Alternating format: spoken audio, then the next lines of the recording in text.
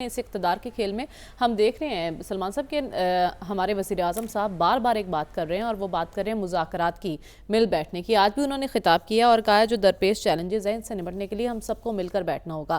وہ بار بار کسے یہ پیغام دے رہے ہیں؟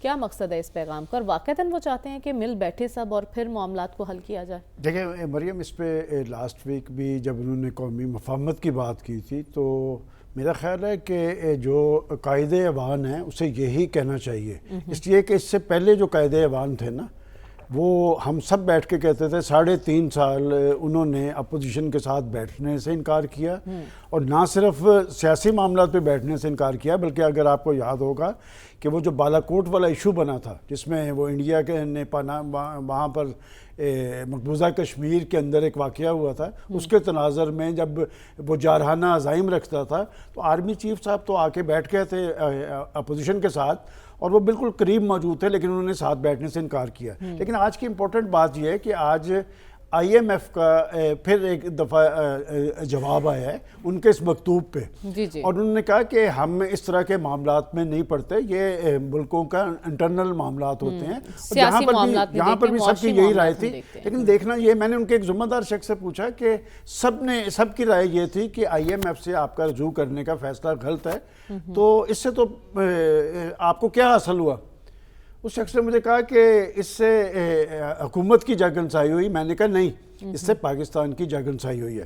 آج کا پرائم منسٹر اگر یہ بات کرتا نظر آ رہا ہے، ہم نے لاسٹ ویک بھی یہ کہا تھا، اس کے لیے اقدامات اٹھانا ان کی ضرورت ہے، ان کے لیے ماحول انہوں نے بنانا ہے۔ دیکھیں میں نے بیٹھ کے بھی یہاں سے شروع میں کہا نا کہ اگر تحریک انصاف یا سنی اتحاد کونسل ایوان کے اندر آ رہی ہے، سارے سسٹم کا حصہ بن رہی ہے تو ان کے حق میں بہتر ہے، اس لیے کہ ماضی کے اندر میں سمجھتا ہوں کہ انہوں نے ایک اچھی بات ہے کہ پسپائی اختیار کی ہے کہ اسمبلیاں چھوڑنے سے یا اسمبلیاں توڑنے کے عمل نے انہیں بہت زیادہ نقصان پہنچایا ہے، اور ان کے لوگ اب یہ مانتے ہیں کہ جی ہمارے سے یہ فیصلے غلط ہوئے ہیں، کہ اگر کوئی پازیٹیو وہ لے رہے ہیں سٹانس پرائم منسٹر، اور ان کو ماحول بھی بنانا چاہیے۔ اور ابھی جیسے بات کی گئی ہے کہ یہ جو آج کے سپیکر ہیں نا اس کے بڑے اچھے تعلقات ہیں سب سے، یہ ماضی کے اندر تحریک انصاف کا حصہ بھی رہے ہیں۔ اس طرح کے معاملات اگر بیٹھ کے آپس میں سالو کر لیے جائیں تو میں سمجھتا ہوں کہ آج بھی پاکستان کے اندر اتنا پوٹینشیل موجود ہے کہ اس دگرگوں صورتحال سے پاکستان ٹیک آف کر سکتا ہے۔ میں سمجھتا ہوں کہ شہباز شریف صاحب نے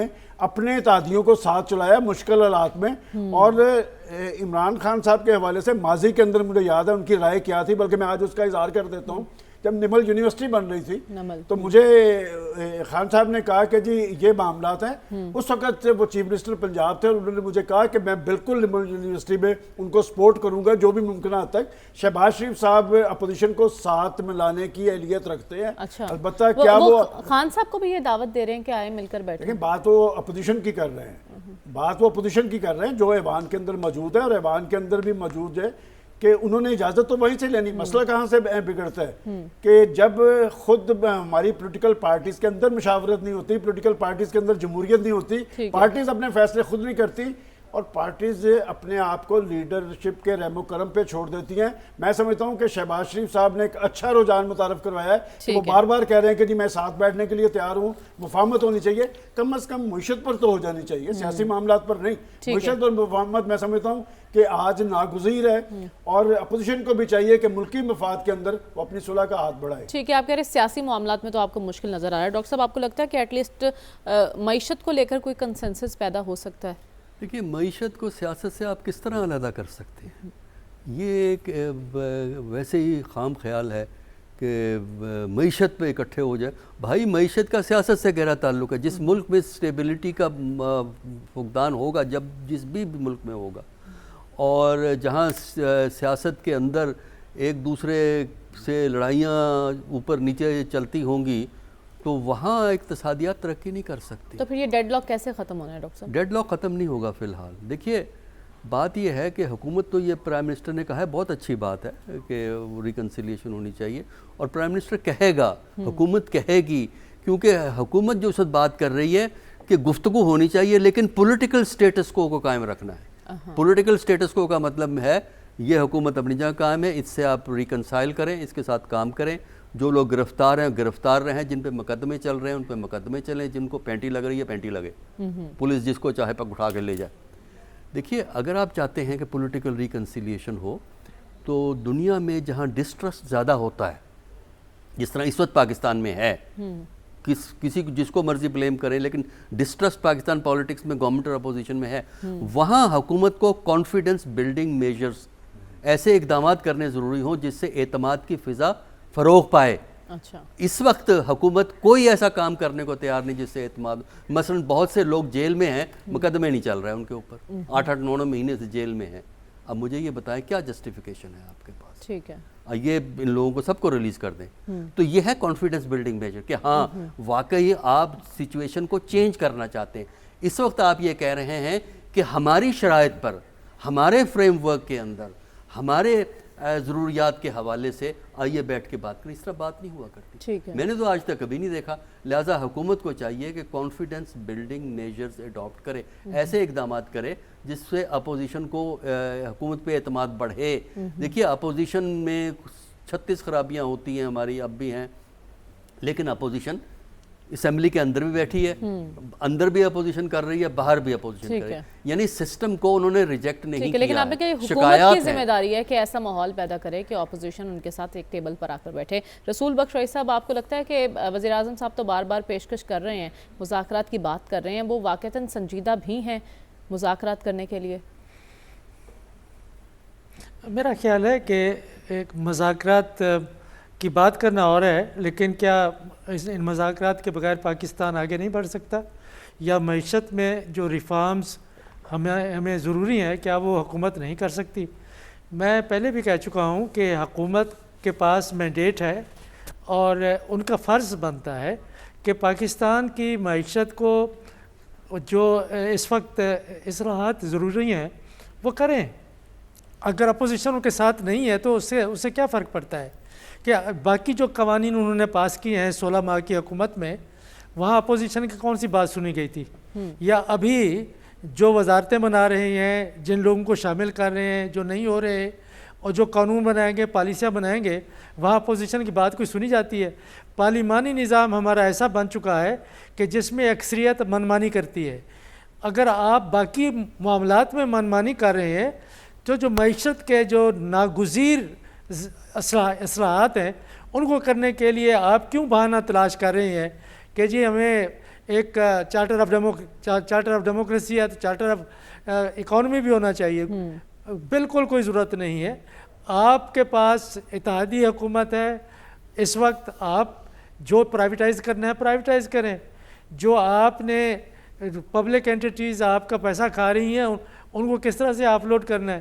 میرا خیال ہے کہ یہ اگر آپ کوئی نہیں کرنا چاہتے کچھ تو ہمیشہ یہی کہتے ہیں کہ جی اپوزیشن ہے اپوزیشن ہے۔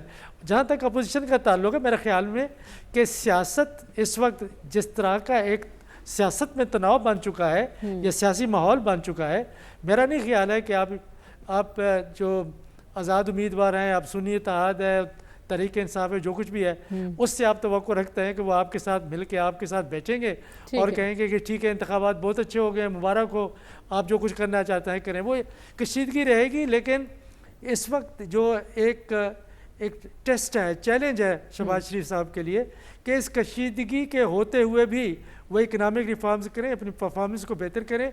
ہو سکتا ہے کہ معاملات آہستہ آہستہ ختم ہونا شروع ہو جائیں۔ یہی سب سے بڑا چیلنج ہے کہ سیاسی تناؤ میں آپ معاشی استحکام لے کر آئیں، لیکن صاحب ہمارے پینل کی رائے تو یہی ہے کہ معاشی استحکام تب تک نہیں آئے گا جب تک سیاسی استحکام نہیں آ جاتا۔ تو ڈائیلاگ کے بغیر یہ سب کچھ ممکن دکھائی دے رہا ہے آپ کو؟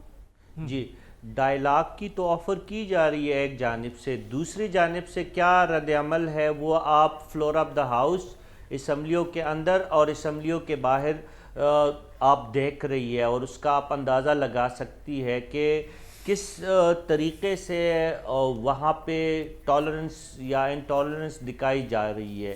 یہ ایک یک طرفہ ٹریفک نہیں ہو سکتا۔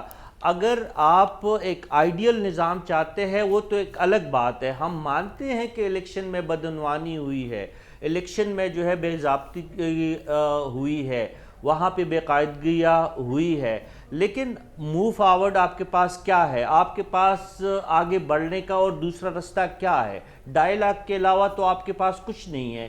آپ اگر ہم ایک فریق کی بات کر لیں سیاسی فریق سے ہٹ کے، تو دوسرے فریق کے ساتھ آپ کیا کر سکتے ہیں؟ آپ نے بات چیت کے ذریعے جتنا آپ کو سپیس مل رہا ہے اسی کے اندر رہتے ہوئے آپ نے آگے بڑھنا ہے۔ اگر آپ آئی ایم ایف کو خط لکھ رہے ہیں اور وہاں سے بھی آپ کو جواب یہ آ رہے ہیں کہ ہم صرف معاشی مسائل کو دیکھ سکتے ہیں، آج آپ جانتی ہے کہ آئی ایم ایف نے پاکستان تحریک انصاف کے بانی پی ٹی آئی کے بانی عمران خان صاحب کو یہ بتا دیا ہے کہ ہم سیاسی معاملات میں مداخلت نہیں کر سکتے، ہم صرف معاشی معاملات کو دیکھ سکتے ہیں۔ جی تو خطوط جو ہے وہ لکھے جا رہے ہیں، ہمارے پڑوس سے بھی لکھے گئے ہیں آئی ایم ایف کو، اور ان کو بتایا جا رہا ہے کہ خبردار آپ اگر پاکستان کو قرضہ دیں گے تو اس پہ آپ یہ دیکھ لیں کہ دفاعی مقاصد کے لیے وہ قرضے استعمال نہ ہو۔ اسی طرح ایک پارٹی بھی آئی ایم ایف کو لگ بھگ یہی بات کہہ رہی ہے۔ تو اس صورتحال میں تناؤ تو دونوں جانب ہے، لیکن حکومت کا فرض بنتا ہے چاہے دوسری طرف سے ان کو اچھا رسپانس نہ بھی ملے تو تب بھی ان کو اصرار کرنا چاہیے، ان کو ایسا ماحول بنانا چاہیے کہ وہ بات چیت اور ڈائیلاگ کا دروازہ بند نہ کرے۔ آپ کے پاس دوسرا کوئی رستہ ہے ہی نہیں ہے کہ آپ اگر بات چیت نہیں کریں گے، مکالمہ نہیں کریں گے، مباحثہ نہیں کریں گے تو آپ کے مسائل مزید گمبھیر ہوں گے، لیکن دوسری طرف سے تو صرف احتجاج کی ہی کال آ رہی ہے۔